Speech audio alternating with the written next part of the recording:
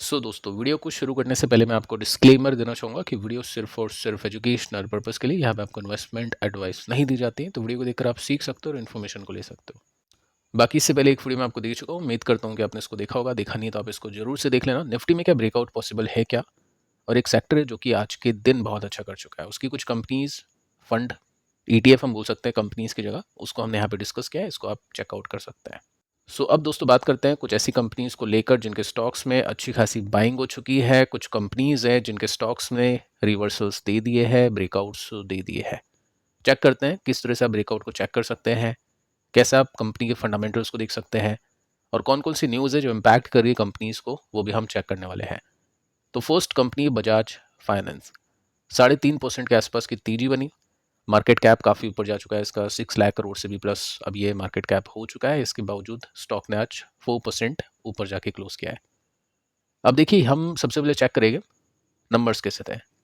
तो जून 25 यानी पिछले क्वार्टर के नंबर्स हम देखने चले तो यहाँ पे 11% के साथ में एक्सपेक्टेशंस मिस हुई थी। उससे पहले के 2 क्वार्टर्स में एक्सपेक्टेशंस बीट हुई थी।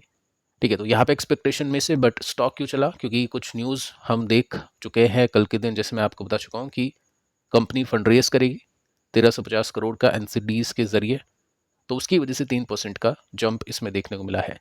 और सिर्फ यही एक कारण नहीं है, पिछले कुछ टाइम में कंपनी ने बताया है कि कंपनी अब प्रॉफिट के ऊपर ज़्यादा फोकस करेगी। कंपनी ने रिस्क मैनेजमेंट कर लिया है, तो ये भी एक कारण है कंपनी के स्टॉक के अच्छा करने के पीछे का। कंपनी के स्टॉक ने यहाँ पे काफ़ी अच्छे सपोर्ट्स लिए थे, और एक सेकेंड, यहाँ पे आप देख सकते हैं काफ़ी अच्छे सपोर्ट्स लिए थे। उसके बाद में काफ़ी अच्छा ब्रेकआउट, एंड ये जो तेजी बनी यहाँ से लेकर यहाँ तक की तकरीबन 15% के आसपास की तेजी बनी है। तो ब्रेकआउट के बाद में स्टॉक ने 10 to 15% दिया। उसके बाद में स्टॉक ने थोड़ा सा रेसिस्टेंस लिया। फाइनली आज के दिन स्टॉक ने एक और ब्रेकआउट यहाँ से दे दिया है। तो देखते हैं यहाँ से किस तरह की तेजी बन पाती है।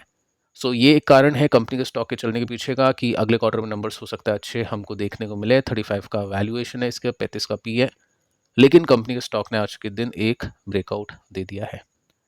सेकंड जो कंपनी, इसका नाम है HL, और 3.5% तेजी में आके इसने क्लोजिंग दी है। अब देखिए, आज के दिन डिफेंस कंपनीज के स्टॉक्स ने काफ़ी अच्छा परफॉर्म किया है। उसके पीछे का कारण मैं आपको बता चुका हूँ पिछले वीडियो में, जो मैं आपको भी और बताना चाहूँगा कि ऑर्डर बुक इनकी अच्छी हो चुकी है। अगले कुछ क्वार्टर्स में उस और जो बड़े ऑर्डर्स इनको मिल सकते हैं। साथ में अगर इनमें इन्वेस्ट करना है तो ETF एक ऑप्शन होता है, जो मैं आपको बता चुका हूँ पिछले वीडियो में कि कौन सा ETF है। 4% आज तेज था, रिवर्सल भी उसमें देखने को मिल रहा है। साथ में म्यूचुअल फंड भी होता है। लेकिन अगर इन्वेस्टर्स को कंपनी के स्टॉक्स में इन्वेस्ट करना है तो आपको थोड़ा सा देखना पड़ेगा कि कंपनी अभी किस तरह से काम करेगी, क्योंकि हर एक कंपनी एक सेम लेवल पर नहीं होगी। कुछ कंपनी के पास में ज़्यादा ऑर्डर्स हो गए, कुछ के पास में कम हो गए, कुछ की ऑर्डर को फुलफिल करने की कैपेसिटी ज़्यादा होगी, कुछ की कम होगी। तो पहले देखेगा इन्वेस्टर के नंबर्स कैसे थे। अगर मैं इस कंपनी के नंबर्स की बात करूँ तो EPS बीटन बाय 25%, यानी एक्सपेक्टेशंस इसने बीट की है। अच्छी बात है, अच्छा पॉइंट है। आगे अगर आप देखोगे तो कल एक न्यूज़ मैंने आपको बताई थी जिसके अंदर हमने देखा कि कंपनी को कुछ टाइप्स मिल चुके हैं, जैसे कि आप यहाँ पे पढ़ चुके हैं कल के दिन। साथ में आप देखोगे तो यहाँ पे कुछ और ऑर्डर्स कंपनी को मिले हैं, प्रोजेक्ट्स मिले हैं US से। ठीक है, तो ये भी अच्छी न्यूज़ है।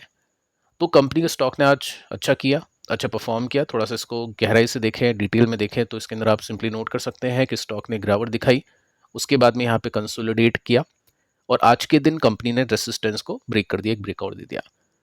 तो जब भी इस तरह के पैटर्न्स बनते हैं ना, तो उसको एक रिवर्सल्स बोलते हैं, एक स्विंग रिवर्सल बोलते हैं। और अभी का मार्केट ऐसा नहीं है कि कुछ भी खरीद लिया चल गया। अभी के मार्केट के अंदर शिकार करना पड़ेगा इन्वेस्टर्स को, और शिकार करने के लिए देखना पड़ेगा कि ब्रेकआउट रिवर्सल हुए है या फिर नहीं। ठीक है, तो एग्जाम्पल देता हूँ मैं आपको। जैसे यहाँ पे एक रिवर्सल हो गया, अब वैसे अगर हम देखें तो इसकी ऑल टाइम हाई तो यहाँ पे है, लेकिन इन्वेस्टर फिलहाल इसकी एक्सपेक्टेशन नहीं करेगा। इन्वेस्टर अपना जो भी नियर बाय रेसिस्टेंस है उसकी एक्सपेक्टेशन करेगा। तो जिसने भी इन्वेस्टर ने यहाँ पे लिया है उसने ये सोच के लिया होगा कि रेसिस्टेंस पर हो सकता है स्टॉक पहुंचे, जो कि 8% ऊपर है। तो इस तरह से आप देख सकते हैं कंपनीज के स्टॉक्स को चेक कर सकते हैं। नेक्स्ट कंपनी गार्डन रीच है, और इसकी भी रीच अच्छी थी। आज के दिन 10% ऊपर जाके स्टॉक ने क्लोज किया, और इसमें नंबर्स का डेटा नहीं है। नंबर्स आप बता सकते हैं कमेंट के अंदर, आपको याद है क्या कि एक्सपेक्टेशंस को इसने बीट किया था या मिस किया था। जिसके पास भी होगा उसको याद होगा तो कमेंट आप कर सकते हैं। अब देखिए, स्टॉक ने आज के दिन एक अच्छी तेजी दिखाई, एक बहुत शानदार रिवर्सल इसमें मिला था, काफ़ी शानदार स्विंग इसमें मिला था। यहाँ पे आपने देखा होगा अच्छे ब्रेकआउट्स आए थे, अच्छे वॉल्यूम के साथ में स्टॉक ने तेजी पकड़ी थी। ऑपरेशन सिंदूर का भी काफ़ी अच्छा फ़ायदा इसने लिया था। उसके बाद में प्रॉफिट बुकिंग होती है, स्टॉक नीचे आता है, यहाँ पे आप देख सकते हो स्टॉक नीचे आना शुरू किया था। उसके बाद में आप देखोगे ना तो वापस से एक रेसिस्टेंस बना हुआ है, जैसे आप देखोगे तो ये पॉइंट्स है, ये रेसिस्टेंस है, इसको हिट करके वापस से स्टॉक नीचे आता है। तो ये रेसिस्टेंस जैसे ब्रेक होगा उसको बोल सकते हैं अपन ब्रेकआउट। उसके बाद में फिर जो स्विंग ट्रेडर है यहाँ तक की एक्सपेक्टेशंस करना शुरू कर देंगे।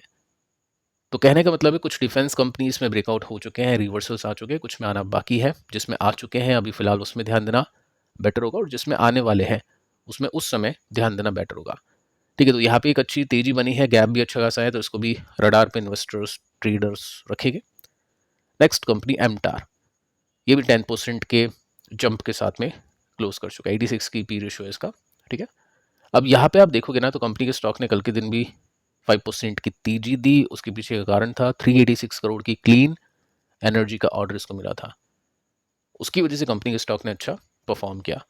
लेकिन अगर आप देखोगे बाकी कंपनीज के कंपैरिजन में तो काफ़ी सारी कंपनीज हैं जिनके स्टॉक यहाँ तक पहुँच चुके हैं, लेकिन इस कंपनी के स्टॉक ने अंडर परफॉर्म किया।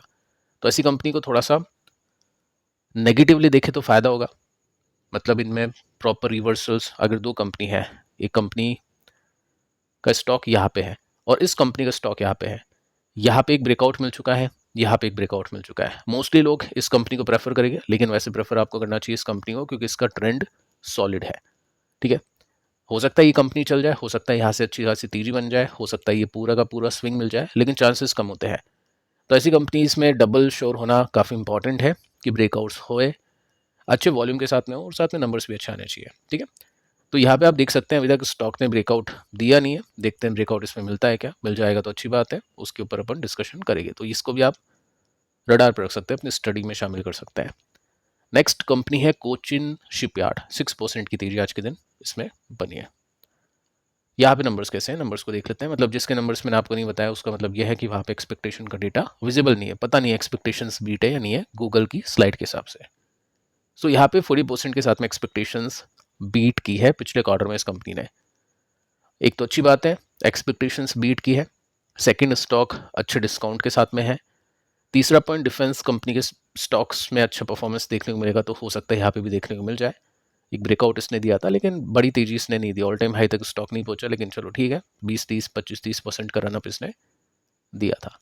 अब अगर इसमें वापस से ब्रेकआउट हो जाता है तो पॉसिबिलिटी बन सकती है स्टॉक के अपने रेसिस्टेंस तक पहुंचने में, तो वो सब चीज़ें आपको देखने चाहिए। आगे चलते हैं, मस्टॉक को भी देख लेते हैं किसने कैसा किया। 4% की तेजी इसमें बनी है। कल एक न्यूज़ मैंने आपको बताई थी इस कंपनी को लेकर कि कंपनी और जर्मन की कंपनी है, ऑफिशियल कॉन्ट्रैक्ट के बेसिस पे बातचीत करना शुरू कर चुकी है और इंक्रीज कर सकते हैं अपने ऑर्डर्स को, जो कि $18.5 बिलियन का होगा, यूरो का होगा, मतलब हो सकता है इंडिया के अंदर काफ़ी सारे ऑर्डर्स पहुंचे। साथ में दोस्तों इंडियन नेवी ने भी बातचीत करना शुरू कर दिया है एक सबमरीन है उसके प्रोजेक्ट के लिए मचडॉक के साथ में, तो ये भी एक अच्छी न्यूज़ आपको देखने को मिल रही है। सेकंड, आप देखोगे तो उसका ट्रेंड भी काफ़ी स्ट्रॉन्ग है, एक स्विंग यहाँ मिलता है, एक स्विंग यहाँ मिलता है, देखते हैं एक स्विंग अब यहाँ मिल पाता है या फिर नहीं। सो इसको चेक करना पड़ेगा स्टॉक ने ब्रेकआउट दिया है या फिर नहीं, तो इसको हम चेक करें तो यहाँ पे आपको दिखाई देगा ब्रेकआउट तो दिया है। वॉल्यूम्स इतने कुछ ऐसे नहीं है कि हाँ चलो ठीक है बहुत अच्छी तेजी बन जाएगी, मतलब जैसी तेजी बनी है ऑपरेशन सिंदूर के टाइम पे वैसी तेजी की एक्सपेक्टेशन सब इन्वेस्टर्स नहीं करेंगे, क्योंकि उस समय एक पॉइंट था, एक फैक्टर था कि स्टॉक का बहुत तेजी से चलने के पीछे का कारण था ऑपरेशन सिंदूर, बट अब ऐसा नहीं है। तो ठीक है, ब्रेकआउट्स आ गए तो ग्रेजुअली तेजी हम इसमें देख सकते हैं।